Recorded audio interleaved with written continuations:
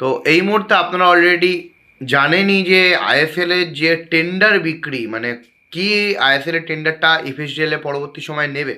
সেটা নিয়ে আগামী 7 তারিখে ঘোষণা হওয়ার কথা ছিল, বাট 7 তারিখেও কোনো রকম কোনো ঘোষণা হয়নি এবং আপাতত যেটা জানা যাচ্ছে কেউ ইন্টারেস্টেড নয় আইএসএলের টেন্ডার নেওয়ার জন্য, যে কারণে আইএসএল হওয়া নিয়ে সংশয় বোধ একটা রয়ে গেল এবং কবে আইএসএল হবে সেটা নিয়ে একটা প্রশ্নচিহ্ন রয়ে গেল। আমরা ভেবেছিলাম যে 7 তারিখ একটা আইএসএলের হওয়ার মানে কিছু একটা হওয়ার মানে হওয়া, যেটা থেকে আমরা বুঝতে পারি যে আইএসএল হবে, সেটাও কোনো সমাধান পাওয়া গেল না এবং এর ফলে যেটা হলো সেটা হচ্ছে মোহনবাগানে যে সিনিয়র টিমের প্র্যাকটিস অনির্দিষ্টকালের জন্য আপাতত বন্ধ করা হলো। কোনো রকম কোনো অপারেশন আপাতত হবে না মোহনবাগান সিনিয়র টিমের তরফ থেকে, যেহেতু ইস্টবেঙ্গল অলরেডি তারা